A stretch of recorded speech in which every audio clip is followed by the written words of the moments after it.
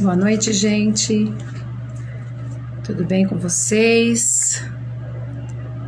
Quero que vocês me contem se tá tudo bem com o som, se estão me ouvindo. Iniciei aqui 2 minutinhos antes. Boa noite, Cíntia, tudo bem? Eu vou enviar aqui os convites para os nossos convidados, né? Dr. Emerson, doutora Andresa, já estão também aguardando o convite.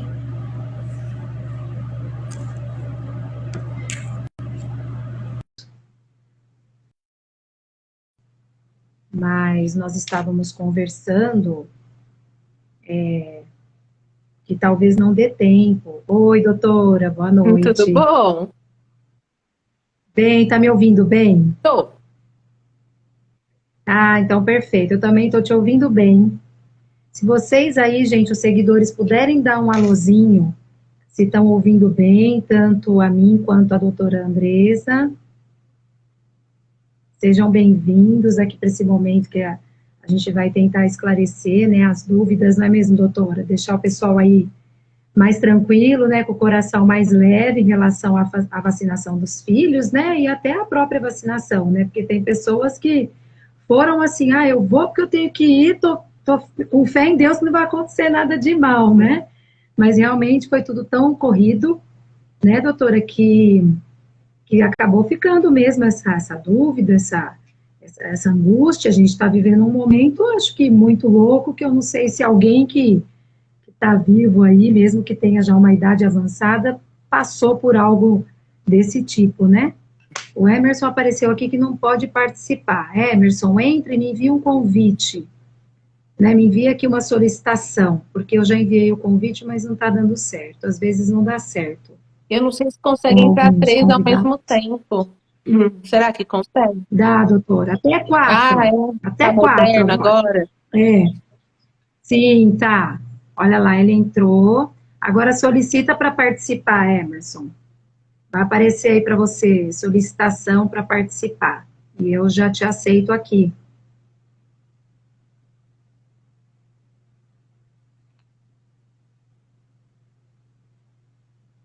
Vamos ver se dá certo aqui.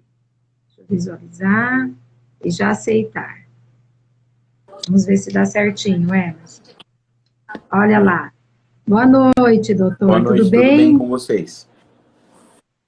Tudo bem, graças Então a tá. Bem. Deus. Bom, gente, já que estamos os três aqui, eu gostaria de agradecer imensamente por vocês, né, terem aberto aí um espaço na agenda, que eu imagino a vida de médico como é que é, né? E doutora Andresa que tem as filhas também, né? Então, sempre com bastante atividade, não é mesmo? Sim. E para esclarecer, né, tirar as dúvidas aí que o pessoal enviou e que possam surgir aqui no momento. Mas, como tem bastante coisa, então talvez a gente não consiga estar respondendo, né, muito do que enviarem agora. Por isso que eu dei um prazo, né, para o pessoal enviar um pouco antes as perguntas, para a gente poder também se organizar. Mas agradeço a todos que estão participando, né, vamos ver se a gente consegue aí acalmar um pouquinho o coração do pessoal em relação à vacina. Eu queria pedir licença para vocês para agradecer uma pessoa, porque eu falei, olha, eu vou te agradecer lá no início da live. Ela, não precisa. Eu falei, mas eu vou, que é a Bia Lopes, né, que é uma amiga minha pessoal e também amiga da doutora Andresa. Ela fez a ponte entre nós, né? E o Emerson, que a gente já se conhece há algumas décadas, né, doutor Emerson?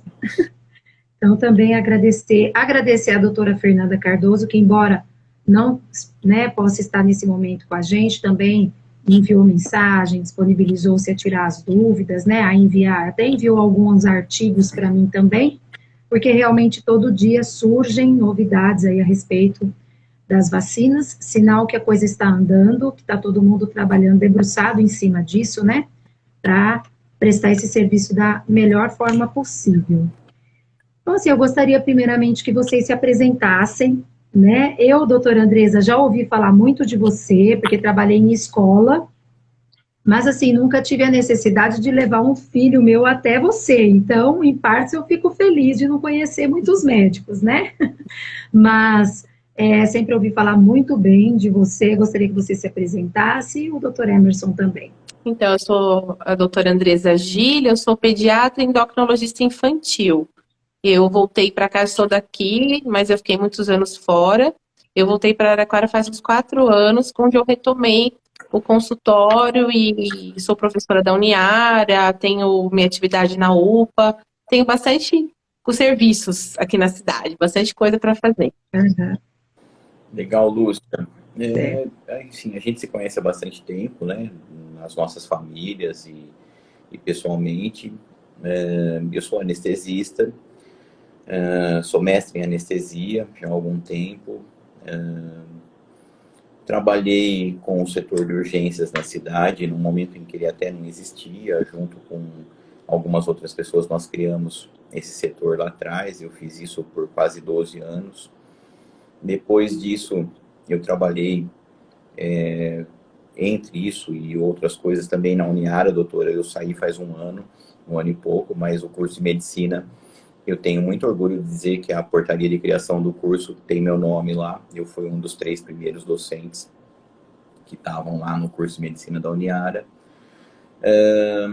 Enfim, e eu estou diretor da Unimed hoje. Cada vez que as pessoas falam o que a gente vem fazendo, onde você está, eu sempre falo nesses termos, que eu estou, porque eu acho que o que a gente é médico, a gente é ser humano, né? Nós estamos todo mundo junto aqui, mas eu estou hoje numa função diretiva lá na Unimed. Achei muito importante, muito legal o convite da Lúcia, porque independente do nosso contato diário com o Covid, por uma razão ou por outra, diretamente ou indiretamente, acho que a nossa condição de médico, de estar ali, e não de super especialista em vacinas, em tratamento disso, talvez ajude que as pessoas, assim, a gente fazer uma ponte entre o nosso conhecimento técnico, que existe um pouco mais do que o da população em geral, com aquilo que o pessoal quer saber. Então, acho que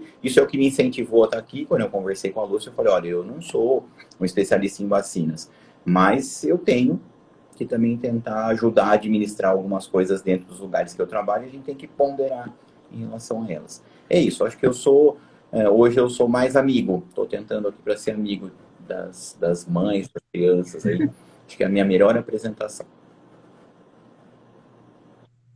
Isso.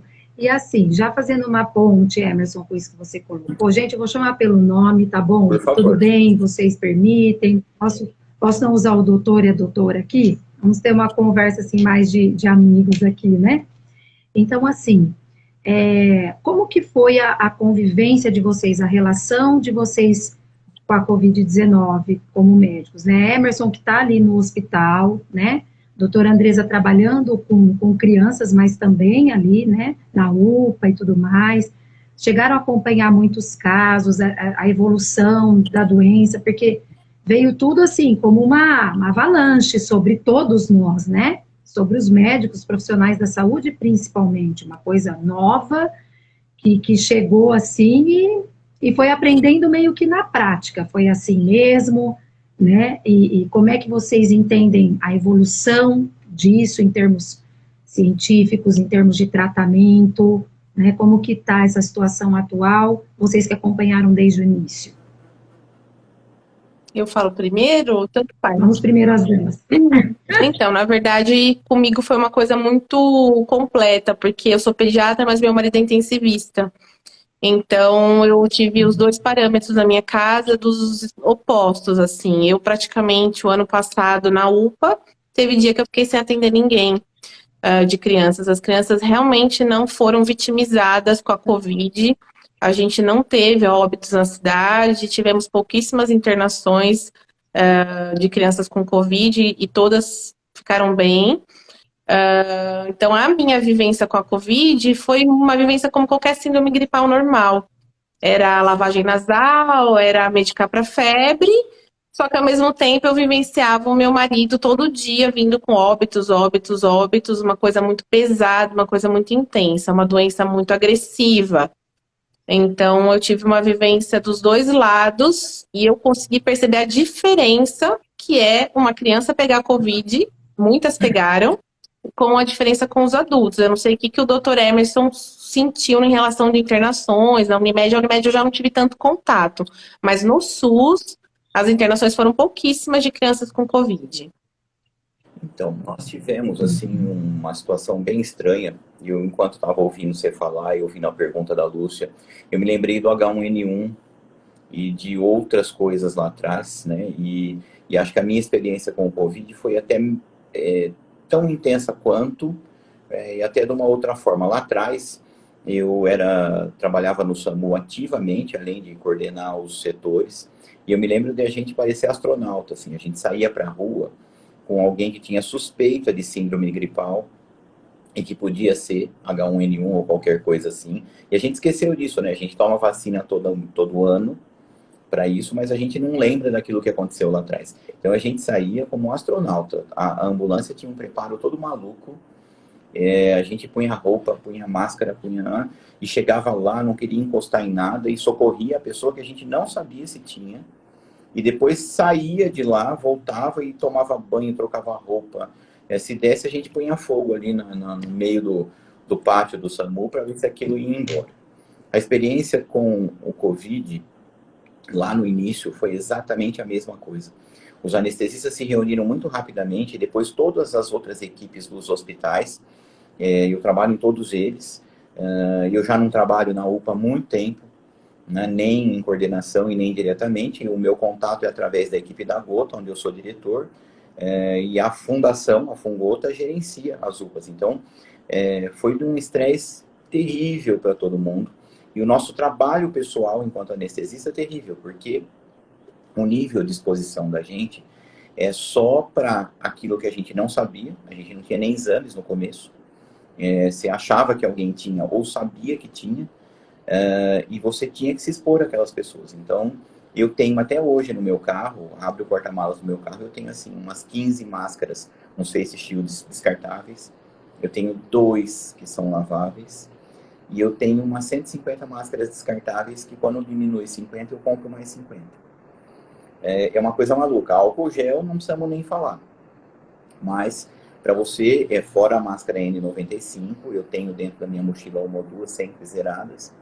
E a gente, lá no começo, chegava a pôr uma sequência dessas coisas.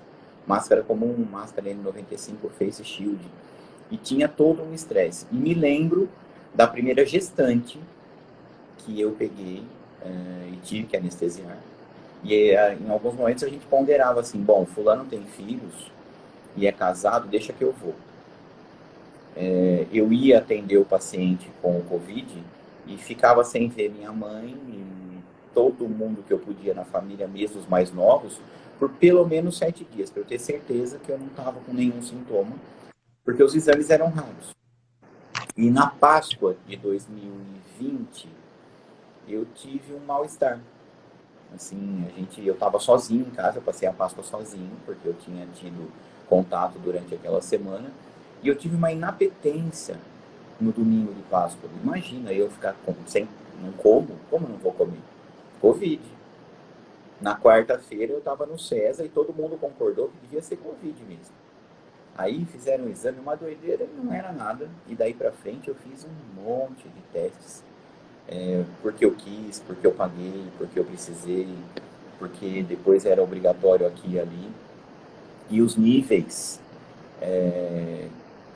de estresse da gente, não de preocupação, mas o de estresse, eles foram se reduzindo. Então, como eu falei, eu tenho tudo no meu carro até hoje, está tudo lá. Eu uso, mas hoje eu enfrento isso de uma outra forma. Eu tô jovem, mas eu me lembro dos primeiros casos de HIV no Hospital das Clínicas de Botucatu. Eu me lembro do Fantástico anunciando, foram alguns para o Rio de Janeiro e alguns para Botucatu. E eu fui lá. A gente entrava, parecia um astronauta, e os pacientes morriam.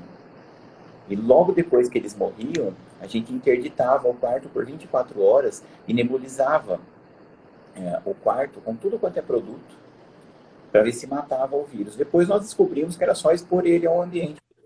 Tá dando uma travadinha para mim do doutor. Desculpe, aí eu tô vendo vocês aqui, às vezes é a internet. Mas enfim, depois a gente descobriu que o vírus do HIV morria sozinho no ambiente depois de 2 horas. Ou que se lavava com qualquer outra coisa. Então a experiência do estresse, do contato, lá atrás foi terrível. Hoje a gente estressa menos, mas o nível de contato continua, de cuidado continua terrível. Enfim. Uhum. Muita coisa foi desmistificando, né? Teve o momento lá que as compras chegavam, a gente lavava tudo, né? E muita gente acabou perdendo aí comida até, porque lavava o saco de arroz, tinha um furinho que a pessoa não imaginava ali, e estragava tudo, por conta desse desespero mesmo, né? Os tapetes sanitizantes também, agora a gente já não vê tanto, né, nos ambientes, a questão de medir temperatura, agora a gente já entra direto no mercado sem isso. Mas então, eu tenho uma área de quarentena na minha casa, viu? O que chega, e a Andresa deve ter também. O que vem da rua, a minha roupa, ou as coisas do mercado, hoje eu já não lavo da mesma forma, mas tem uma área de quarentena. Eu deixo numa área da casa que eu só vou mexer depois de um dia, ou se eu lavar. A área ainda existe. Entendo. E assim, gente, essa questão da vacinação, né, que aqui em Araraquara está acontecendo bem, né? A relação disso com a diminuição, assim, como é que vocês, que a gente vê, né, às vezes saem os boletins lá, a gente olha, fala, olha, tá melhor, né, a situação realmente está mais calma, a gente está conseguindo respirar um pouco melhor, né, diante da situação. É uma relação mesmo com a vacinação? Então, a minha opinião, eu acho que sim, grande parte é devido à vacinação. Grande parte, eu acho que da questão de alguns lugares terem se adaptado a esses protocolos e algumas pessoas se contaminaram há pouco tempo e talvez elas não se recontaminem tão já. Então, eu acho que junta um pouco de cada, mas com certeza a vacinação para mim é fundamental. Com certeza isso está fazendo bastante diferença na circulação do vírus aqui na cidade. Lúcia, eu até fui olhar alguns dados de hoje, porque houve um momento lá atrás em que nos grupos dos nossos amigos e publicamente no Instagram, em outros lugares, eu publicava com uma certa frequência, uma vez por semana, exatamente nessa linha que a Andresa está falando, tipo, o que está acontecendo? Então, dentro da Unimed, nós começamos com um andar, onde nós isolamos 30 leitos, 10 de UTI, 20 de enfermaria, e nós chegamos no pico do começo desse ano com mais de 90 leitos disponíveis e todos, 95, 98% deles ocupados. Então, foi uma catástrofe e a gente...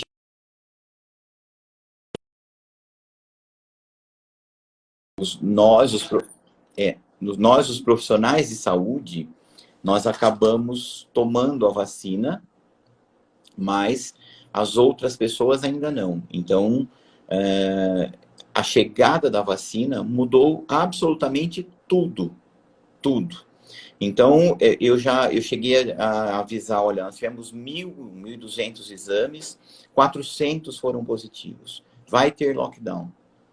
E precisava, na minha opinião, naquele momento, de alguma ação. O lockdown foi uma delas e ela aqui foi com um certo efeito e segurou algumas coisas que seriam impraticáveis. A gente ia perder pessoas porque a gente não tinha espaço físico. Então, hoje, eu fui curiosamente olhar, porque a gente ia conversar, nós tivemos 5 casos novos na cidade. De 400 em algum momento, hoje nós tivemos 5.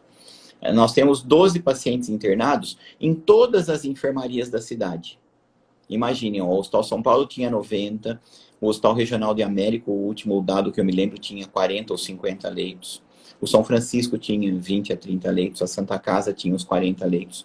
O Hospital de Solidariedade, que aceita todos os públicos e depois passando de um para o outro melhado, tinha quase 90 leitos. Tudo isso teve mais de 80% de ocupação. Então, hoje nós temos 12 pessoas em enfermarias e 6 em UTI. Houve 2 óbitos. Pacientes internados há bastante tempo, ou alguns pacientes que tiveram, assim, etapas agressivas da doença nesse período. E chegamos a passar-se 6 ou 7 dias na semana passada sem nenhum óbito, graças a Deus. E aí, em relação ao que a doutora falou, que eu comecei a fazer esses cálculos quando a gente estava lá com um número de pessoas vacinadas que era baixo. Então, a gente tinha X pessoas contaminadas, que ainda que tem uma imunidade relativa baixa e temporariamente curta, a gente tem que considerar que essas pessoas não vão pegar a Covid por algum tempo. Né? Nós ainda não sabemos quanto tempo, mas a Andressa tem razão. Por 2, 3 meses, muito pouco provável que elas vão pegar. Então, no meu cálculo pessoal esperançoso aqui, eu ponderava em essas pessoas não vão pegar Covid. Hoje, nós temos 29.630 e poucas pessoas já contaminadas na cidade. E nós atingimos 183.980 pessoas vacinadas em primeira dose. E 94 mil e uns quebradinhos de pessoas com as 2 doses. Nós temos uma população de 210, 215 mil pessoas. Então, se você chega em 184 mil pessoas vacinadas, e nós mudamos de 400 casos positivos por dia, um número enorme de leitos totalmente cheios, para 6 pessoas em UTI, 12 na enfermaria, só tem uma resposta para isso, na minha opinião, que é a vacina. A vacina. Realmente. Porque o que a gente observa é que algumas pessoas não abriram mão mesmo da sua vida, de festas clandestinas, né? A gente sabe que isso continua acontecendo. E temos também os negacionistas aí no meio do caminho, né? Que estão entre nós, quer dizer, se não é a vacina, eu também não consigo entender, né, ou enxergar uma outra justificativa para essa melhora, né? Então, assim, isso me leva para a nossa próxima questão, que toda essa polêmica, gente, em torno da vacina, vocês acreditam ser realmente por uma questão mais científica, que é o fato de realmente ter tido uma produção muito veloz, digamos, perto das demais? Na verdade, a gente não entende, né? A gente não fica observando isso. É que nessa vez da Covid, a gente ficou sendo noticiado o tempo todo, né? Então, seria um tempo de produção mais rápido do que o normal, e também a questão das testagens, né? Ou será que a política realmente também adentrou aí no universo dessa questão da vacina e que gerou toda essa polêmica? O que vocês pensam a respeito, doutora Andressa? Então, eu acho que para uma pessoa que não é da área, que não entende de ciência, não sabe ler um artigo científico, não é da área, é muito difícil no que a pessoa acredita, né? Eu fico imaginando que a pessoa é bombardeada o tempo todo por informações divergentes, o tempo todo falando, umas pessoas falam mal, outras pessoas falam bem. Eu acredito que as pessoas fiquem inseguras mesmo, porque ninguém está falando as pessoas não estão falando a mesma linguagem, né? Temos até pessoas médicas da área falando contra a vacina. Então, imagina a situação da pessoa que não é da área, em quem ela vai acreditar. Elas ficam inseguras, acredito que elas tenham medo mesmo, e isso que causa essa confusão, né? Essa informação desencontrada. A minha opinião é essa, eu acho que é muito difícil a gente saber em quais meios de comunicação nós podemos confiar. Eu tenho bastante receio disso tudo, e o que me incomoda dessa história é as pessoas se utilizarem de fatos ou de linha de pensamento científico para distorcerem esta informação ou colocarem uma dúvida dentro da linha de pensamento científico. Então, é fato que tudo está acelerado. É fato, está tudo super acelerado. Se desenvolvem vacinas com muito mais tempo. Voltando lá do H1N1 e coisas agressivas, nós tínhamos uma doença que o ciclo de doença dela e o nível de agressividade eram totalmente distintos do que a gente está vendo agora. Então, o tempo também que nós levamos, porque ela demorava mais tempo para atingir as pessoas, e quando ela atingia as pessoas, ela fazia isso também de um jeito diferente. Então, apesar da agressividade dela ser maior, tudo aconteceu num tempo diferente. E deu mais tempo para a gente poder ter vacina. A gente já tinha vacinas de outras gripes, etc. Enfim, nós conseguimos contornar isso naquela época. Então, a gente precisa de tempo? Precisa. Nós fizemos tudo muito mais rápido, o mundo, fez tudo muito mais rápido, muito mais rápido. Isso salvou a população, na minha modesta opinião? Certamente. Isso colocou a gente num risco maior de efeitos colaterais, ou de efeitos adversos, ou de alguma outra experimentação? Muito possivelmente. Agora, tinha uma outra opção? Nenhuma outra. Nenhuma outra. Então, nós não temos para onde ir. Eu tento sempre fazer uma correlação com o dia a dia, mas a que eu faço agora não é boa, eu não sei se eu queria falar nisso, mas eu só consigo lembrar daquele texto gigantesco que falava de como um estadista fez um país sair de uma coisa horrível e ir para uma coisa ótima. E esse estadista, eu não vou citar o nome dele aqui para não puxar coisa ruim, mas ele provocou a Segunda Guerra Mundial. E o país dele saiu de uma coisa horrível para uma coisa ótima enquanto ele estava produzindo a guerra. Então tem um texto falando só coisas boas dele. E depois termina contando quem é ele.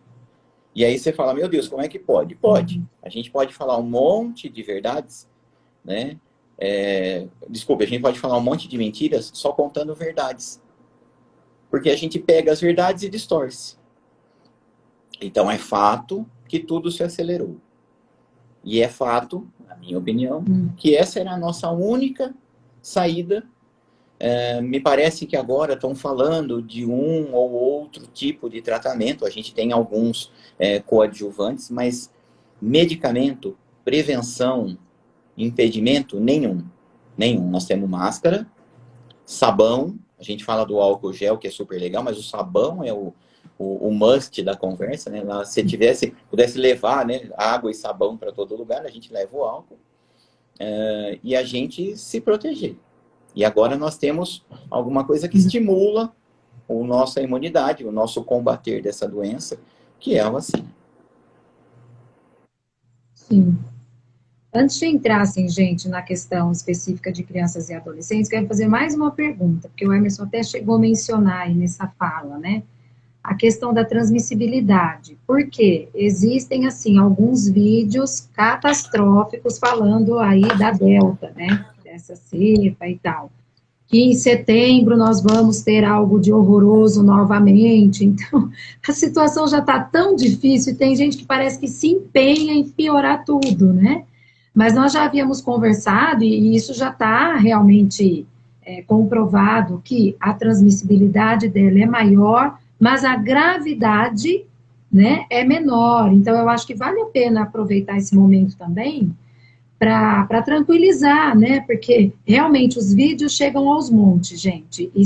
E foi bem o que o Emerson falou. As pessoas falam com uma autoridade, eu sou fulano, eu faço tal coisa e tal, que, né, a rede social tem muita coisa boa, mas também propicia esse tipo de situação.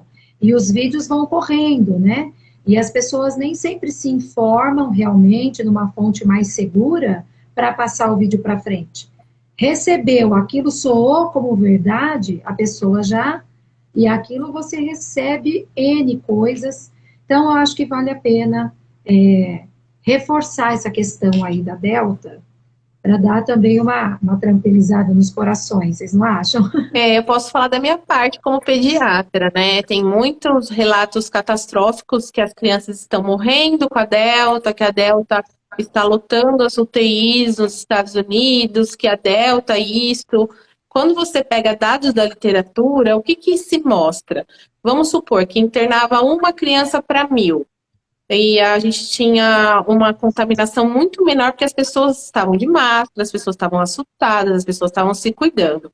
A partir do momento que os adultos começam a se vacinar e que vários países começam a retirar as restrições, todos os tipos de restrição de eventos, restrição de aglomerações, as crianças vão se contaminar mais. Então, aquela porcentagem de internação não mudou. O que mudou foi o número absoluto de internações por conta das crianças terem se contaminado mais. Então, todos os dados de literatura que eu vi, que a Delta em crianças não é mais grave.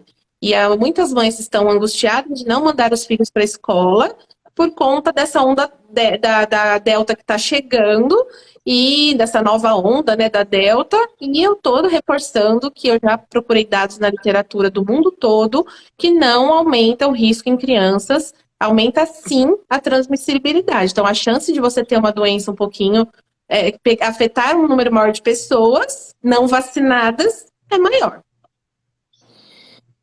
Exatamente. E vai acontecer, né? Eu tô pensando aqui em crianças, lembrando da história do não deixa ir no jardim, né? Não mexe com a terra, porque senão vai, né?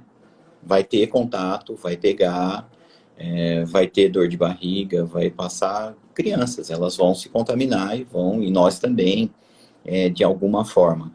Não é imunidade de rebanho, não é aquelas bobagens todas lá. Falando de variantes. A variante Delta é uma variante, é um nome e as pessoas, a gente se apega a nomes. Tem outras variantes, algumas eram piores, outras menos piores, elas foram bloqueadas. A Delta aparentemente não, mas quando nós recebemos algumas das variantes aqui foi pior no começo, a agressividade era maior. Volto a dizer, a vacina está tomando conta dessa história. Qual é o problema de parte disso que a gente está falando? Se alguém editar o que nós estamos conversando agora e falar, olha, então é normal, não vai ter problema, e tirar todo o restante do contexto, alguém vai dizer que nós dissemos daqui a pouco que está tudo bem, que a Delta não vai fazer nada de errado. Não é isso. As pessoas que estão, imagino eu, aumentando a preocupação de todo mundo em relação a essa variante, pode ser que apareçam outras, se elas têm alguma boa intenção, eu tenho que acreditar que elas têm alguma boa intenção, é aquela do que a Andresa falou, que a gente não deve parar de tomar precauções com variante nenhuma. Com variante nenhuma. As crianças vão se contaminar mais e muito provavelmente elas vão continuar com o mesmo grau de agressividade que qualquer outra tinha. No caso da Delta, até menos. Até menos. O que nós não queremos? Eu sei que a gente vai falar disso já já. A gente não quer dar chance para o vírus ter onde se ligar, onde crescer, onde mutar e criar outras variantes que a gente não sabe se vão ser mais ou menos agressivas. Então, o que a gente precisa é aguentar firme, se vacinar e ter a esperança de que esse vírus ele vai ceder a estas vacinas existentes, mas que existe uma chance enorme, muito provável, de que a gente vai fazer igual ao vírus da gripe. E que todo ano ou a cada tempo, não sabemos quanto tempo, a gente vai ter um vírus um pouquinho diferente com uma vacina um pouquinho diferente. E a gente vai vacinar de novo. Certo. E aí vamos lá, né, gente, para a pergunta aqui mais direta em relação ao nosso tema. Por que tem vacinas que não são indicadas para menores de 18 anos, né? No caso, nós estamos recebendo aí, acho que hoje foi 14 anos, né? Então, 17, 16, 15, 14, foi indicada apenas a Pfizer, né? Aqui em Araraquara só tomaram essa, né? Então, quais são os problemas para que as outras não estejam autorizadas aí para os menores? E também, né, para baixo dos 12 anos, que ainda não está aprovada nenhuma, né? Aqui no Brasil. Embora a China, né, doutora, tenha liberado a partir dos 3 anos já a Coronavac, né? Sim. Mas aqui no Brasil, abaixo dos 12, nenhuma. Então, o porquê disso, gente? Então, a vacina, quando a gente começou a investigar as vacinas, quem que era o público que estava sendo mais acometido? Não eram as crianças. Você nunca vai começar um estudo de medicações, de vacinas em crianças que estão passando bem com a Covid. Então, elas não entraram nesses grupos, né? Para a gente aprovar uma vacina, a gente precisa passar pelas 3 fases. Precisa passar pela fase 1, que é para verificar a segurança, a fase 2 para ver se ela produz a resposta imune, e a fase 3 que você amplia a quantidade de pessoas, que é a fase clínica. Essa ampliação para a fase clínica de crianças aconteceu muito mais tardio do que com os adultos. Então, quem saiu na frente foi a Pfizer. A Pfizer começou a fazer esses estudos antes que as outras indústrias de vacinas. Então, foi aprovado antes por conta dela já ter esse estudo de fase 3. As outras vacinas ainda não tiveram publicado esses estudos de fase 3 ainda. Estão todos em andamento, mas não tem publicação. Então, esses países que liberaram a vacinação da Coronavac, no caso o Chile acima de 6 anos, a China acima de 3, é porque eles estão usando como, assim, tem uma fase 3. Eles estão usando a vacina, mas ainda não tem os dados de aprovação e desse público maior, ainda não temos. Por isso que estamos usando só a Pfizer. Por conta disso, por conta dos estudos não estarem concluídos. Ó, que legal isso, né? Quer dizer, a gente tem vacinas, a gente tinha pessoas, assim, super afetadas, a gente já sabia que os doentes, os idosos e algumas doenças específicas, elas eram catastróficas para o ser humano. Então, todos os estudos foram concentrados nessas pessoas. E aí elas tiveram preferência de tomar a vacina. E estão tendo preferência até de uma dose adicional nesse momento, por várias situações. A gente pode depois continuar discutindo isso aqui, mas todas elas relacionadas ao sistema imune da pessoa, como ela reage, a capacidade dela de mesmo vacinar, ela conseguir enfrentar aquela doença. E a gente tem uma população que não vacinada, em contato com a doença, desenvolveu sinais e sintomas que são muito distintos da outra população que estava morrendo disso. Então, o estudo todo foi concentrado em quem estava mais exposto e com resultados piores. E os outros estudos vão acontecendo devagar.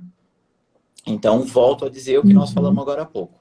A gente estava reclamando, né, nós, pessoas, no começo dessa conversa, de que a gente pode ter acelerado tudo muito para a gente conseguir uma vacina. E agora nós estamos conversando de por que a gente não acelerou muito nas crianças. Provavelmente porque a necessidade disso é menor, né? Então nós vamos no tempo correto. A China liberou para 3 anos. Eu li o artigo que você mandou, a reportagem e tal. Nós precisamos fazer semana que vem? Não. Nós vamos fazer? Não sei. Mas precisar a gente não precisa. Porque, como os dados que eu li agora há pouco, e no país eles se expandem da mesma forma, o vírus vem cedendo ao alastrar da vacina. Né? Nós estamos chegando em níveis assim espetaculares e com um nível altíssimo de primeira dose, a curva de internação, de piora, de complicações cede. Ela não é suficiente. Ela cede. Então vamos de novo na edição das coisas. Ah, uma dose só resolveu? Não. Precisa de 2 doses? Sim. Precisa de 3 doses? Talvez. Vamos vacinar 100% da população? Muito pouco provável. Se vacinasse 100% da população, talvez fosse uma solução ótima, mas a gente não sabe, né, se isso vai acontecer. Certo. E assim, eu queria fazer uma pergunta para a doutora Andresa, sobre a questão da escola, doutora, porque ainda tem pais que estão muito inseguros, né, de mandar os filhos para a escola, mas até esses dias você colocou no story, né, como afetou psicologicamente as crianças, né, são coisas que a gente já imaginava que iriam acontecer, o nosso prefeito já se pronunciou sobre o prejuízo, né, que o fato das crianças estarem há tanto tempo afastadas da escola vai causar. Então, assim, acho que diante do que a gente, do cenário da pandemia, tudo é recuperável, desde que se esteja vivo, né? Ninguém vai morrer porque o ano na escola ficou um pouquinho... Mas, assim, agora a gente está respirando um pouco, mas conversando, né, com mães, eu tenho contato com bastante... Eu percebo que tem gente que não se... Eu acho que não vai se sentir segura nunca. A pessoa já está vacinada e fala assim, não, mas eu vou esperar mais um pouco, eu vou esperar mais um pouco.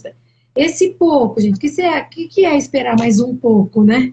Que às vezes esse esperar mais um pouco não vai fazer, assim, tanta diferença, né? Então, assim, você tem uma sugestão sobre um nível de segurança de mandar o filho para a escola? Ou isso tem que ficar mesmo a cargo da família que decide, né? E nós não podemos, né? Deixar de fazer essa oferta do online, por exemplo. Né? Eu brinco com as famílias que se elas soubessem as doenças que tem na escola, elas nunca mais mandariam os filhos para a escola. Porque tem doenças muito piores que a Covid para o público infantil. Escola, você pode pegar doenças gravíssimas na escola. Ainda mais as pessoas não estão se vacinando para as doenças, as vacinas estão muito atrasadas. Então, se você for pensar, você nunca mais manda o filho para a escola. Faz o homeschooling, vamos mudar o esquema de, né? Óbvio que a escola tem que ser segura, tem que ter esquemas de protocolos, infelizmente não são todas as escolas que têm, mas as pessoas que falam que melhor estar vivo do que mandar um filho para a escola, por exemplo, não entende como que é formado esse neurodesenvolvimento da criança. 1 ano para uma criança de 3 anos é 33% da vida dela, o cérebro dela ainda não está formado. Então ela ficar 1 ano em casa, em situações às vezes vulneráveis, sem vendo telas o dia todo, não recupera. A minha opinião é que essa geração, que eu estou até chamando de quarenteners, que são gerações, uma geração nova que está vindo aí, vão ter sequelas por anos. A pandemia para a criança ainda não começou. Vai começar o ano que vem. A pandemia de sequelas, a pandemia de problemas na escola, problemas psicológicos e crianças que não vão ter oportunidade de recuperar. Porque a gente ainda tem filho em escola particular, a gente contratou professor, a gente deu um jeito. Agora, eu trabalho no Iguatemi, tem criança que vai 1 ano e meio que não pega numa caneta. E então, assim, ao meu ver, a gente sacrificou uma geração inteira que não está tendo problemas com a Covid para a gente não se sacrificar. E ainda não cobrar que as escolas tivessem protocolos, porque a gente já voltou 1 mês à escola, e como que estão os índices de contaminação? Como era catastrófico. Nossa, as escolas vão estar em agosto, as pessoas vão morrer, vai todo mundo se contaminar. Caiu de 88 internados no dia 1º de agosto para 18 internados hoje. 1 mês de escola. Então, assim, para mim, eu entendo as pessoas terem medo, mas se for para ter medo, é melhor a gente não mandar mais, porque as doenças de escola são muito graves. Eu posso falar de anestesia, Lúcia? É assim, quando a pessoa pergunta, olha, você acha que tem risco? E aí eu tô ouvindo a Andressa, é exatamente isso. Eu falo, ó, você já foi para São Paulo de ônibus? Ah, eu já fui. Então, você entra no ônibus, olha para o motorista e fala, sua habilitação, por favor, deixa eu ver. Aí você confere, vê se está tudo bem. Fala, agora, deixa eu respirar perto de você ou sopra esse bafômetro aqui, para eu ter certeza que você não está bêbado. Ah, você não está bêbado. Então, acelera o ônibus um pouquinho aqui dentro da rodoviária e freia várias vezes que nós vamos testar o freio do ônibus. Aí você senta e fica acordado a viagem toda vigiando para ver se ele não vai dormir. Não, eu não faço. Eu entro no ônibus, deito e durmo e acordo em São Paulo. E aí você não quer mandar seu filho para a escola. É estranho, não é? Mas você vai de ônibus para São Paulo, põe seu filho sozinho às vezes lá. Manda uma autorização, né? Eu sei até que desvia um pouquinho, gente, mas eu quero aproveitar esse momento para falar, né? Porque como eu trabalhei em escola há 20 anos, e foi em escola particular, mas a gente tem contato com pessoas que trabalham, né? Em escolas também públicas e tal. E eu tenho uma funcionária que mora num bairro assim mais periférico, eu tenho uma amiga que é Uber, que, né, ficou em todos esses bairros esse tempo todo, e o que elas me relatam? E nos bairros não teve pandemia.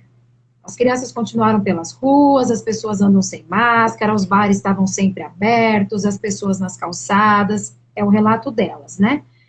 E aí eu penso, será que essas crianças não estão indo para a escola realmente por medo da Covid?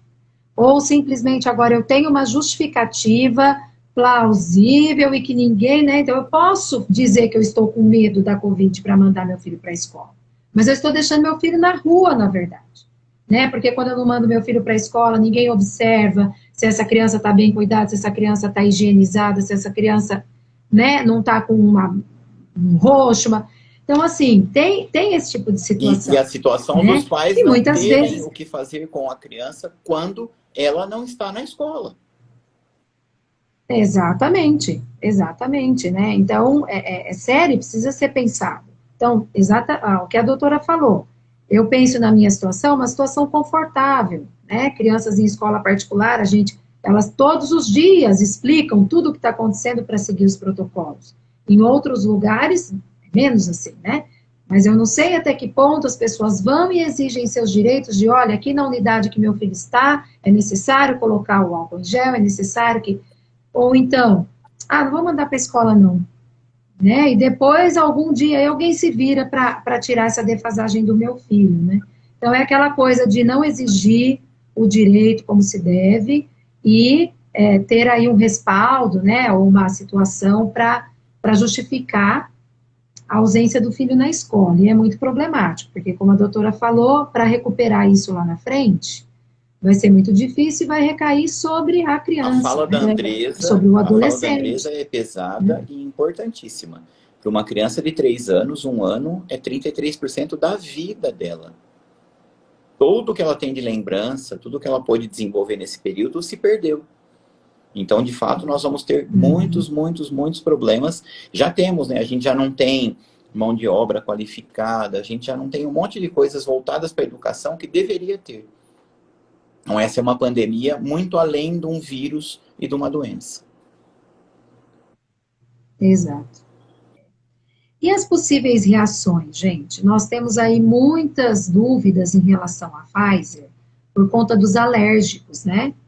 Desde aí as pessoas às vezes têm essas reações, e teve até uma pergunta um pouco mais específica que eu recebi hoje, de uma mãe que tem um filho de 14 anos, ele tem alergia a alguns componentes, né, daquele antibiótico Bactrim, e há semelhanças ali, né, na composição da Pfizer. E ela até me mandou uma reportagem de uma médica mexicana, ela tomou a vacina e já teve uma reação, assim, instantânea de falta de ar, foi internada. Só que entre essas reações, ela teve uma encefalomielite. Olha que nome bonito para eu falar aqui, né? Encefalomielite. E gerou convulsões e tudo mais. Então, é lógico, ela é a mãe, né? Embora ela seja da área, ela é bióloga, né? Mas ela é mãe, lê. Meu Deus, meu filho tem também reações a essa medicação. Essa médica tomou essa vacina, teve tudo isso. Qualquer mãe ficaria insegura, não é mesmo, doutora? Mas aí o doutor Emerson até já fez um comentário, né, sobre essa situação aqui. Então, o que pode gerar? E assim, é mais fácil tratar a reação alérgica do que não vacinar, né? Como é que vocês veem isso? A questão das reações. Eu acho que a reação alérgica precisa ser muito vista individualmente. Tem reações alérgicas que não são tão graves e que a pessoa pode vacinar, que nem uma pessoa que é alérgica ao ovo, que teve um quadro grave, uma anafilaxia. Não vai tomar uma vacina com componente tipo febre amarela que tem ovo, tem supervisão. Tem que ser feito, se for fazer, no ambiente hospitalar e etc. Agora, dependendo do tipo de alergia, uma alergia na pele, uma alergia... Como que foi essa alergia? Às vezes essa pessoa seria interessante passar num alergista para identificar se realmente tem contraindicação a vacina, porque os componentes da vacina são microdoses que geralmente só é contraindicado em caso de pacientes que tiveram anafilaxia. Então, eu sou super a favor da vacinação. Inclusive, se você comparar a Pfizer da miocardite, né? As mães não estão querendo vacinar porque os filhos têm risco de ter miocardite. Gente, foram raríssimos os eventos. Se a gente pegar a complicação da Covid, é mais ou menos 1 para 1.000, que é aquela síndrome inflamatória multissistêmica. E dessas 1 para 1.000 que internam, 6 a 7% morrem. Qual que é a porcentagem de criança que desenvolve miocardite? É 1 para milhões. É muito mais raro. E é uma doença totalmente benigna, autolimitada, não requer internação, não requer medicação. Então, assim, tudo bem, Covid não é tão grave em criança, mas você vai preferir 1 para 1.000 ou 1 para milhões? Eu vou vacinar minhas filhas. Se chegar a idade delas, eu vou vacinar. Porque a gente está contribuindo para essa questão da vacinação, de não ter variantes. Ah, tá bom, não vou vacinar meu filho porque não pega a criança. E se um dia vier uma variante que pega a criança? Então, assim, a gente tem que ter essa consciência de que estamos num ambiente coletivo. E esses eventos adversos são raríssimos. Mesmo as mielites, as vacinas, no geral, podem dar eventos adversos. Qualquer vacina, a gripe pode dar, a vacina para coqueluche pode dar. Mas é tão raro que é muito melhor a gente vacinar a população toda e ter uma pessoa que tenha do que, sei lá, 100, 200 pessoas morrendo com aquela doença. Então, é uma questão de riscos. E o risco é muito maior de não vacinar do que de vacinar. Acho que isso é a coisa mais importante para a gente pensar, assim. É uma coisa de riscos mesmo. Eu sei que a pessoa pondera, poxa, mas eu só tenho esse filho. Mas ele tem ou ela tem que ponderar que o risco de pegar a doença é maior. Ele é muito maior. Ainda que a doença seja mais tranquila nas crianças, o risco dos efeitos da doença na criança é maior. Vacinar ou não vacinar é uma opção própria. Ter reações adversas para qualquer coisa é, como a Andressa falou, extremamente pessoal. Então, eu tenho uma pessoa que tem, ela é hiperreativa. Ela é hipersensível. Eu vou fazer a anestesia dela de um outro jeito, eu vou dar vacina nela de um outro jeito, ela vai tomar a injeção, um antibiótico de um outro jeito. Esta pessoa precisa de ajuda profissional. Ela deve chegar lá na vacina orientada por um pediatra ou por um especialista, e essa mãe tem que levar esta pessoa lá. Agora, do risco genérico, a Andressa falou tudo, é isso aí. Uhum, tá certo.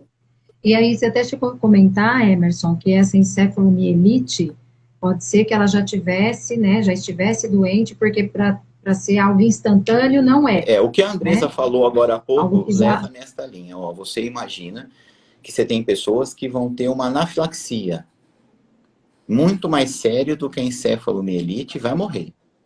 Se ela não tiver sob socorro instantâneo, não tiver recurso, mesmo num lugar de médio possibilidade, uma anafilaxia é um negócio seríssimo.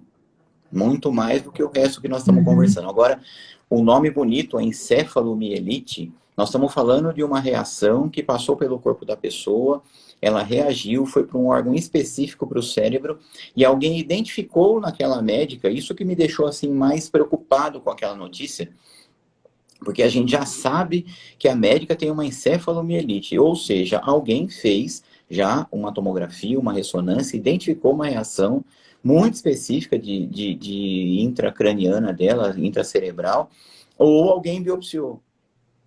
Entre a notícia, o evento e o diagnóstico e o que aconteceu, está tudo muito rápido. E aí já associamos aquilo à vacina. Então, essas coisas é que a gente tem que... E aí alarma, né? Então, alarma muito, né? Porque assusta, né, gente? Provável. Assim, e um nome bonitão, né? Que você falar, não, ela teve uma dor de cabeça. Eu não sei nem falar, né? Eu gripei para falar um negócio aqui. Nossa, a doutora fez aquilo tudo. Então, teve aquilo tudo, ela tomou a vacina, e ela é uma pessoa hiperreativa, ela tem problemas, etc. E teve uma puta de uma dor de cabeça. Uma encefalomielite com... certo, mas era uma puta dor de cabeça. Puta dor de cabeça não dá notícia, né? Agora, ela pode ter tido uma reação parecida com uma meningite, em meninges, de reação disso ou daquilo, pode. Mas não tomou a vacina e não deu tempo de chegar no hospital com uma encefalomielite, pouco provável. Se ela não for chegar no hospital em reação a alguma coisa, é aquela história do eu não posso tomar benzetacil. Né? Você não pode? Não, eu não posso. Por quê? E a minha pergunta para todos os meus pacientes, o que aconteceu quando você tomou? Não, eu não sei. Minha mãe fez um teste na farmácia quando eu tinha 3 anos e falou que eu não posso tomar. Então, alguém na farmácia botou alguma coisa na pele, ou a própria injeção, e deu uma reação na pele. E, de um jeito bem ponderado, a pessoa falou, olha, como reagiu aqui, eu não quero fazer. Hoje em dia nem pode mais. Você tem que fazer só num ambiente protegido. Mas a pessoa não teve nada. Né? Não, e eu não posso tomar Buscopan porque eu tenho alergia. O que acontece? Meu coração dispara. O meu também, de todo mundo. O Buscopan dispara o coração. Isso não é alergia. Isso é um efeito colateral da medicação. Na verdade, é até um efeito esperado. Que é horrível. Né? E o Berotec, né? Nossa Senhora, o coração bate aqui. Exatamente. E quando eu tomo Plasil, eu não posso porque eu tenho alergia. Não, tem gente que fica maluca quando toma Plasil. Não é uma alergia. É uma reação extrapiramidal esperada em alguns pacientes, porque a droga tem aquele efeito em algumas pessoas especificamente. E, genericamente, nós chamamos de alergia. Eu tenho alergia ao tramal. Você vomita? Vomito. Eu também. Por quê? Porque ele provoca náusea e vômito. Depende de um monte de coisas. Então, sou da opinião da Andressa aí. Acho muito complicado. Eu sei que a pessoa está muito preocupada com o próprio filho. Mas ela tem que imaginar isso. Olha, se a gente não extinguir a capacidade do vírus de se multiplicar e de mutar, ele muda. E isso a gente só vai fazer com um percentual altíssimo da população vacinada. Não creio que a gente vai chegar a 100%, a gente não consegue fazer isso com nada, mas quando o vírus não tiver onde pegar, em quem crescer, em quem mutar e mudar, aí a gente vai eliminar essa doença ou deixar ela num nível de controle tão alto que a gente vai poder voltar a ter o que nós imaginamos ser uma vida normal. Talvez isso não aconteça nunca mais. Normal, Sim. talvez nunca mais. Um novo normal, né? Estamos falando de um novo normal. Falando de novo da gripe aviária e outras coisas lá atrás, a gente olhava na TV e via o pessoal da Ásia e do Japão andando de máscara na rua e achavam eles assim uns OVNIs, né? Não é, olha aquele pessoal, nossa, que estranhos. Não, eles saem na rua de máscara. E agora eu não pego gripe há 1 ano e meio. Gripe comum. Eu ando de máscara para todo lugar. Eu fico imaginando, eu comentei isso esses dias também, de que eu no pronto-socorro de pediatria atendia todo mundo sem máscara. Pensa, isso nunca mais vai acontecer. Nunca mais eu vou atender no pronto-socorro sem máscara. Então não vai ter esse normal, né? Assim, igual estava lá, acho que não vai ter mais. Lúcia, teve um comentário muito interessante. Nós temos várias pessoas aqui, não dá para ver tudo, mas eu vi aqui uma pessoa que trabalha na Anvisa, que está assistindo a gente. Ele fez um comentário sobre as vacinas da fase 3, que nós comentamos lá atrás, né? Desculpe, a fase 3 de teste das vacinas. E que a Anvisa, em algum momento, quando ela considerar isso seguro, ela vai liberar, inclusive, para as crianças. E é isso aí, nós temos que agora ir nos passos que vão acontecer devagar, para todas. Então não tem a Pfizer mais para crianças, a outra mais para adultos. Ó. É só porque não chegou a etapa. Pode ser que alguma não passe, né?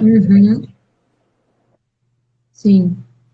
Bom, acabaram que até respondendo, porque eu tinha uma pergunta justamente sobre isso, né? O que causa a não vacinação de crianças. Então, quando eu conversei aqui com meu esposo, né, sobre vamos ou não vamos vacinar, e decidimos, claro, por vacinar, né?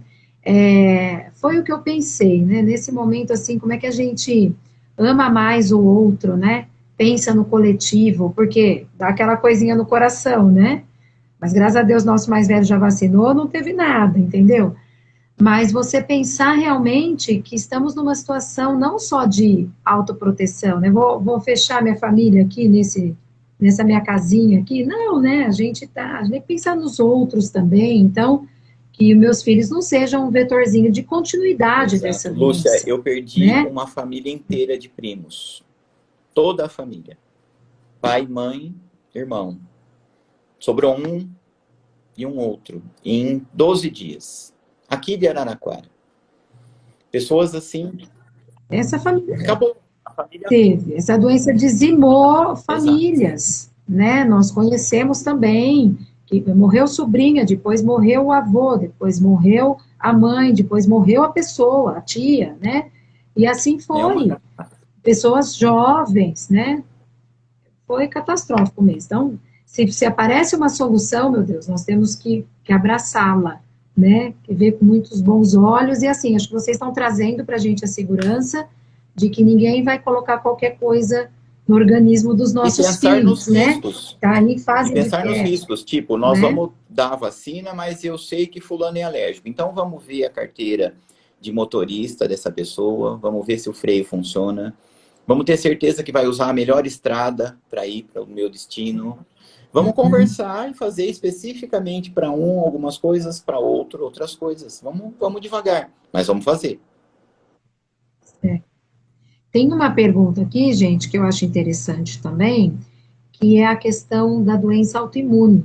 Porque, realmente, por exemplo, a Janssen colocou até na bula dela essa síndrome de Guillain-Barré, né, que pode ocasionar. Aqui em Araraquara teve um caso, que eu sei, né, um rapaz de 36 anos, que graças a Deus está se recuperando, né, nós conhecemos a família.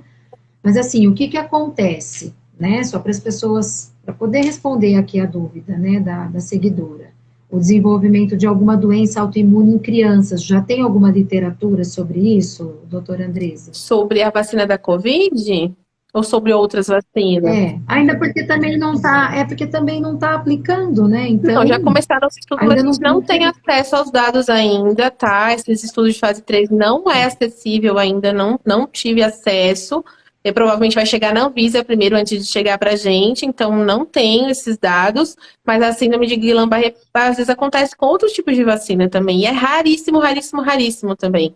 Entra no mesmo questionamento, a gente vai se vacinar pensando na proteção individual e coletiva, e com certeza esse evento adverso raríssimo não vai acontecer de uma forma tão frequente, por mais que, tudo bem, aconteceu com uma pessoa muito ruim, tem que tratar, tem que se recuperar, mas é muito raro. Exatamente. Nós estamos falando de uma medicação, de um tipo de tratamento que estimula o nosso corpo a agredir um invasor. E para ele poder fazer isso de forma eficiente, ele tem que reconhecer o invasor. O invasor só consegue ficar dentro do nosso corpo porque em algum momento ele se mistura com a gente. Então, quando você pega e faz alguma coisa que vai agredir aquele invasor, que ficou parecido com partes da gente, com células, com tecidos, com coisas semelhantes, eventualmente a gente pode agredir a gente mesmo. E é isso que pode acontecer numa aceleração desta reação quando você toma uma vacina. Você toma a vacina, o seu corpo está reagindo a um ente estranho e, eventualmente, ele pode reagir a você mesmo. Agora, a síndrome de Guillain-Barré, ela acontece sem que as pessoas tomem vacina. Né? Nós estamos falando do evento na vacina, mas ela existe em outras condições, tanto é que é uma condição conhecida. Ela é muito mais comum fora da vacina. E eu já tinha visto vários casos. De vacina eu vi um só, o mesmo que você. Mas sem vacina eu já tinha visto outros. E acho que a doutora também já tinha visto outros aí, né? Sim, sim. Sim. Perfeito. E eu vou tirar uma dúvida minha, pessoal, né? O princípio das vacinas, porque varia, tem a do vírus dúvida inativo, sua nós cobramos, né, Lúcia? E, Dos outros a gente combinou que ia ser de graça, mas a sua não. Não pode. Eu deixei até o cabelo cacheado com essa live. Sabe, gente, eu brinquei com as minhas amigas, porque eu vim há muito tempo, doutor, usando meu cabelo escovado. É mais prático, porque esse cabelo aqui dá trabalho, sabe? E aí as pessoas não me mandavam perguntas, mas mandavam comentários sobre os cachos do vídeo que eu fiz para divulgar a live. Ai, você fez transição capilar? Não, eu não fiz transição capilar, gente. O cabelo é assim mesmo, de vez em quando eu escovo, né? Aí eu mandei para as minhas amigas, gente, acho que eu vou mudar o tema da live, porque ninguém está me mandando perguntas sobre vacinação, mas estão falando dos cabelos, então acho que eu vou mudar o tema. Mas brincadeiras à parte, doutor. Então a doutora Andresa me responde sem cobrar, né, Andresa? Porque o Emerson já está querendo me cobrar Não aqui. sei, agora eu fiz uma situação complicada, né? Aqui, né? Mas tudo bem. Então, né, nós temos várias formas de fazer vacina, né? A que a gente usa muito aqui no Brasil, que é a mais antiga, de vírus vivos atenuados. A gente pega o vírus, joga uns produtos, né, uns agentes químicos, e a gente deixa ele mais fraco.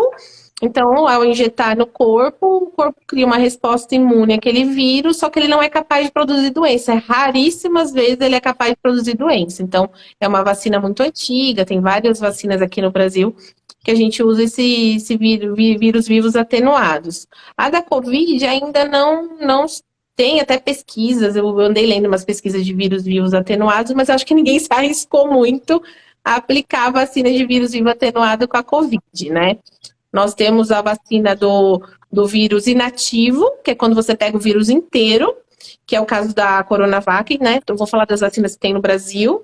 Pega o vírus inteiro, você deixa ele inativo, você pega só as proteínas dele, então ele é super seguro, ele é incapaz de produzir doença, e eles colocam uma proteína, uma parte que chama adjuvante, para tornar aquela resposta um pouco mais eficaz para o nosso corpo, produzir uma resposta mais robusta. Né? São as coisas, as partes mais antigas que a gente tem, são esses dois tipos de vacinas.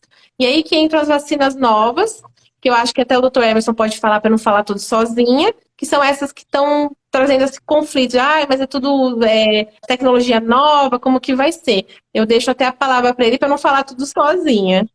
E pra gente, assim, pra mim também, é uma coisa que é fora da minha área de ação, e eu tenho estudado o que todo mundo tem tentado estudar, para a gente não tentar entender um pouco melhor e ver para onde isso vai.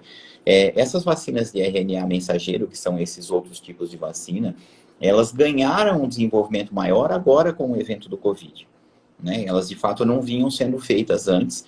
Algumas vinham sendo desenvolvidas para tratar câncer, né? Nós estamos falando de um outro tipo de doença, onde uma célula da gente, várias do corpo, mas uma específica, ela perde a capacidade de crescer como uma célula comum do corpo, ela passa a crescer além do que devia. Então, o pessoal está desenvolvendo vacinas que reconhecem aquela célula que está crescendo de um jeito maluco, como uma célula que não é boa para a gente, e o próprio corpo da gente vai lá e destrói só aquela célula. Esse é o futuro provável aí do tratamento do câncer. Em meio a... Se Deus quiser. Então, em meio a isso, essa epidemia trouxe uma outra situação, onde você pega proteínas de um vírus, você vai lá, identifica parte dessas proteínas e copia. O RNA, ele é um copiador. E ao copiar, você traz a parte que você quer que o seu corpo reaja em relação àquilo, quase que ultra especificamente para aquele tipo de vírus. E esse é o medo das variantes, tá? Em relação à Coronavac, aqueles que fazem de vírus inteiro, a reação do corpo da gente a esse vírus é de uma forma. E ao outro, onde você pega uma variante super específica, a reação é outra. E é tudo tão novo que ainda não dá. Eu estou falando com muito cuidado aqui, porque não dá, e a gente não tem ouvido os especialistas falarem disso, de que a variante Delta, essa ou aquela vacina pega. Ela pega.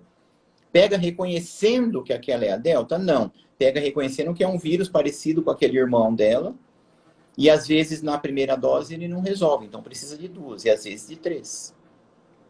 Enfim, a ideia é essa, que você tem alguma coisa mais genérica, vírus inativo, que não é capaz de fazer nada e que a gente usa para várias vacinas. A gente tem usado, toma vacina de gripe e outras aí, a gente já tem tomado isso há muito tempo. Então não há por que a gente fazer discussões se essa é mais isso ou mais aquilo, a gente já usa. Aí sim são discussões políticas. E nós temos uma outra, que é a história do vou virar jacaré, só caberia na outra, né? Que a outra mexe com o DNA do vírus. E as pessoas colocaram que poderia mexer com o DNA da gente. Não é bem por aí, né? A ideia é que ela copie e crie na gente uma reação ultra específica àquele vírus lá. E cada vez que ele se modificar, a gente teria que ter uma vacina um pouquinho modificada também para identificar aquele vírus modificado. Porque eles pegam justamente, Lúcia, a parte da proteína que se liga que é a proteína spike, né? Que é a parte da proteína que invade o nosso corpo. Então, diferentemente do vírus vivo atenuado, quer dizer, da vacina do vírus inativo, que pega o vírus todo, tanto a vacina de DNA, RNA, quanto a de vetor viral, que usa adenovírus de chimpanzé, eles pegam só essa proteína spike, que é uma parte da proteína, coloca por parte de engenharia genética dentro de um adenovírus que o nosso corpo ainda não reconhece, que é um adenovírus de outra espécie, e nisso o nosso corpo vai replicar muito mais também de forma robusta, porque é como se você estivesse se infectando. Só que ele não é capaz também de causar doença na gente, porque é um vírus de uma outra espécie, já foi comprovado que na gente não causa, apesar dos efeitos adversos são maiores. A gente tem eventos maiores com a da AstraZeneca, com a da Pfizer, por conta dessa resposta inflamatória um pouco maior da imunidade do nosso corpo em relação à da Coronavac. Mais rápida, né? E eu acho que a próxima discussão é por quanto tempo a gente fica, né, com esse tipo de reação. Eu vi um vírus de um médico, eu confio que ele seja um médico, porque ele estava atrás de uma clínica muito bonita lá, ele estava todo revoltado, me mandaram também um vídeo, olha, ele está lá reclamando que ele quer tomar uma outra vacina, porque ele tomou essa daqui, agora ele fez um teste e mediu, e depois de 6 meses, ele praticamente não tem anticorpos contra o vírus do coronavírus, e ele não tem, os anticorpos não estão mais lá. E ele assim, foi aumentando o tom de voz, ele deve ser candidato, sei lá, alguma coisa que ficou bonito ali de ouvir. Depois eu terminei de ouvir aquilo tudo, eu falei, gente, eu emburreci, porque a gente toma a vacina e a gente não fica com 90, 100% de reação ao vírus da vacina para a vida inteira. A gente fica com uma memória imunológica. O corpo da gente aprende que no próximo contato com aquilo, você já sabe que aquilo não é legal, então aí a gente produz instantaneamente, em horas, a nossa capacidade de combater aquela coisa. Então não tem, assim, nós só não sabemos por quanto tempo isso fica. A vacina do tétano, a gente sabe que é uns 10 anos, a gente toma um reforço. A vacina de hepatite passa 5 anos, 10 anos, a gente toma um reforço. E talvez outras a gente tenha que fazer assim também. Mas a gente não tem lá. Imagine, tomamos 10, 15 vacinas desde que a gente nasce, então a gente olha para o lado, cai um anticorpo, né? Não, você chacoalha a cabeça, não tem, nós não estamos. Nós temos uma memória. O corpo reconhece que aquilo existe lá e precisamos fazer alguma coisa. Perfeito.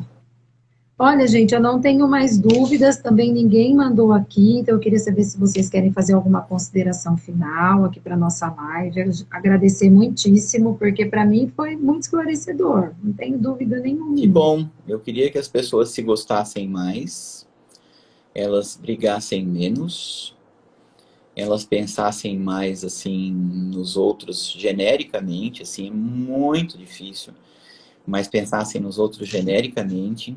Eu estou citando o cara lá de 2000 anos, mas é isso aí, assim, de alguma forma a gente não sabe como fazer, a gente está aprendendo, mas eu só queria isso, assim, que em meio a essa doideira, né, a Andressa estava falando, eu vou vacinar os meus filhos porque eu quero vacinar para que as outras pessoas possam não ter essa doença.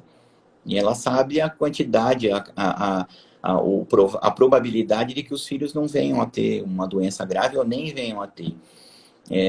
Eu vou ao hospital e entubo e fui dentro das UTIs Covid, a gente tinha as inserções lá nos serviços públicos, em qualquer lugar que chamava, nós montamos um grupo de anestesistas e ficamos de plantão por mais de 60 dias, dia e noite, pela possibilidade de alguém não conseguir entubar os pacientes. Então a gente tinha um telefone só para isso, porque a gente queria ter certeza que aquela pessoa não ia ser judiada, porque a gente sabe fazer. E não adianta nada eu ter treinado, especializado, blá blá blá, e a hora que precisam de mim num momento desse, eu não vou, né? E mesmo assim, a minha mãe, você sabe, faleceu faz 3 meses. Durante este ano e meio, eu a vi muito menos do que eu queria. E nas vezes que eu consegui, eu fiz tudo o que eu pude. Fui lá, falei que eu amava ela, que eu estava com saudades e que eu estava... Ela falava para mim, me abraça, filho, eu não pego o vírus, eu tô boa. E eu falava, eu sei, mãe, sou eu que vou ficar doente. Porque ela não entendia, já estava muito velhinha. Então, as pessoas precisam entender que isso aí tem que ter vindo por algum motivo. E talvez o motivo seja a gente se gostar um pouquinho mais, com todos os nossos defeitos, uns mais vermelhinhos, outros mais azuis, outros mais brancos, outros mais... Não importa. Mas a gente precisa se gostar, assim, um pouquinho mais e talvez fazer as coisas uns pelos outros de forma mais despretensiosa, mais sem segunda intenção, mais sem nada. Só gostar, um pouquinho. Era isso já. Se ficar de tudo que nós conversamos, eu já vou ficar super feliz. Sim. E se a gente tiver, né, Lúcio, uma esperança de acabar com isso, que a gente agarre na esperança, né? Que as pessoas se vacinem sem ter medo e ter certeza que a única chance da gente sair disso é a gente se vacinar. Perfeito, gente. Amei, viu? Muito obrigada mais uma vez pela disponibilidade de vocês. Queria avisar que eu vou deixar até amanhã essa live lá na grade do perfil e depois vai lá para o meu canal do YouTube. Tá bom, gente? Porque aí vocês podem compartilhar, né? Para quem não pôde assistir.